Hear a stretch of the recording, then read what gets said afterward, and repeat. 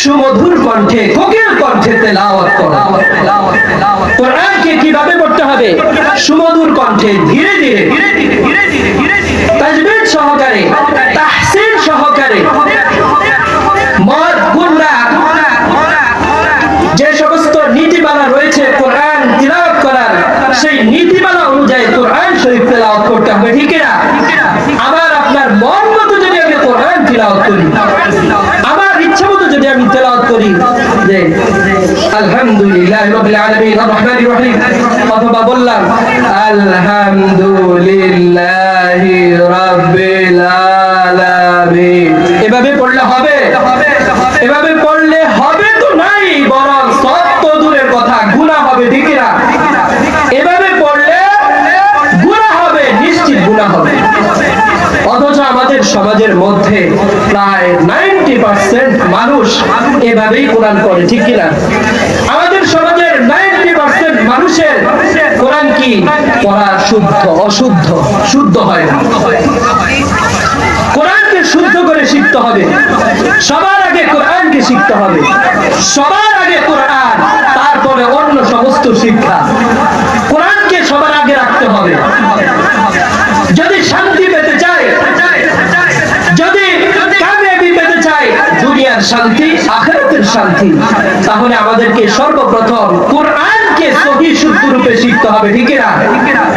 আজকে আমাদের সমাজে এত অশান্তি, এত সমস্যা, এত ঝামেলা, এত বিশৃঙ্খলা, এর একমাত্র কারণ আমাদের সহিহ শুদ্ধ কোরআনের জ্ঞান নাই, ঠিক না? কোরআনের সহিহ শুদ্ধ শিক্ষা আমাদের সমাজে নাই। এই জন্য আমাদেরকে কোরআনকে সহিহ শুদ্ধ রূপে শেখার জন্য আমাদেরকে এগিয়ে আসার দরকার আছে না নাই? এই সহিহ শুদ্ধভাবে কোরআন শেখার জন্যই নুরানি তালিমুল কোরআন মাদ্রাসাকে প্রতিষ্ঠা করা হয়েছে। সম্মানিত উপস্থিতি, সবার আগে কোরআন শিখতে হবে। আমরা আমাদের সন্তানকে দুনিয়ার শিক্ষায় শিক্ষিত করি, আমরা আমাদের সন্তানকে ইংলিশ শিখাই, ম্যাথ শিখাই, আমরা আমাদের সন্তানকে ম্যানেজমেন্ট শিখাই, সায়েন্স শিখাই, আর্টস শিখাই, কমার্স শিখাই, আমরা আমাদের সন্তানদেরকে ইঞ্জিনিয়ার বানাই, ডক্টর বানাই, আমরা আমাদের সন্তানদেরকে উকিল বানাই, অ্যাডভোকেট বানাই, জজ বানাই।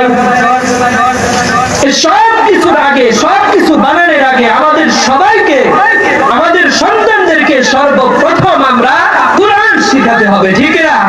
সবার আগে কোরআন, তারপর অন্য শিক্ষা।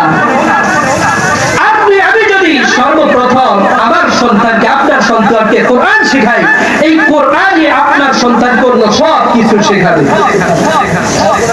Teach your children the Holy Book Quran, and the Holy Book Quran will teach your children everything. আপনি আপনার সন্তানকে পবিত্র কালামুল্লাহ শরীফ শিক্ষা দেন, কোরআন শিক্ষা দেন, এই কোরআন আপনার সন্তানকে দুনিয়ার সব কিছু শিখাবে, ঠিক না?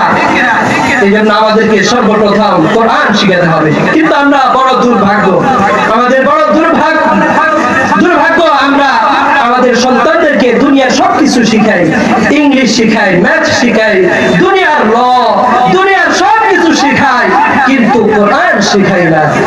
এই কোরআন না শিখার কারণে আজকে যারা বড় বড় শিক্ষিত হয় তারা প্রকৃত মানুষ হয় না, যারা বড় বড় ডাক্তার হয় তারা প্রকৃত ডাক্তার হয় না, যারা বড় বড় ইঞ্জিনিয়ার হয় তারা প্রকৃত ইঞ্জিনিয়ার হয় না। তাদের ভিতরে কোরআন শিক্ষা না থাকার কারণে, তাদের ভিতরে দ্বীনের শিক্ষা না থাকার কারণে তারা দেখা যায় বড় ইঞ্জিনিয়ার হয় ঠিক, কিন্তু তারা রডের বদলে বাঁশ দেয়, ঠিক না? আছে না নাই? তাদের ভিতরে দ্বীনের শিক্ষা, কোরআনের শিক্ষা না থাকার কারণে তারা ডাক্তার হয় ঠিক, কিন্তু তারা রোগীকে ভুল চিকিৎসার মাধ্যমে তাদেরকে দুনিয়া থেকে বিদায় করে দেয়। এরকম আছে না নাই? দেখা যায় যে মারা গেছে, রোগী মারা গেছে, কিন্তু 3 দিন 4 দিন কি করে আইসিইউতে রেখে দেয়, তারপরে 5 লক্ষ টাকা 10 লক্ষ টাকার বিল উঠায়। কেন? তার ভিতরে সততা নাই, তার ভিতরে আমানতদারিতা নাই। এটা কেন নাই?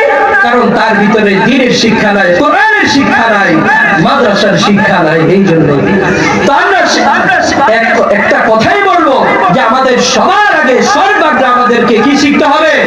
কোরআন শিখতে হবে। কোরআন সবার আগে।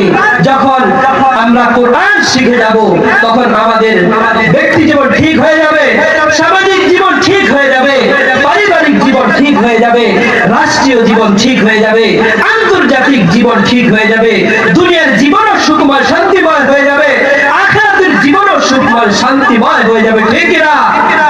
আল্লাহ পাক রব্বুল আলামিন আমাদেরকে বোঝার তৌফিক দান করুন, আমাদেরকে আমাদের ছেলেমেয়েদেরকে সর্বাগ্রে সবার আগে কোরআন শিক্ষা দেওয়ার তৌফিক দান করুন। আমরা প্রথমে আমাদের সন্তানদেরকে কোরআনের শিক্ষা শিক্ষিত করব, তারপরে আমরা স্কুল, কলেজ, ইউনিভার্সিটি, অন্যান্য শিক্ষা প্রতিষ্ঠানে আমরা দেব।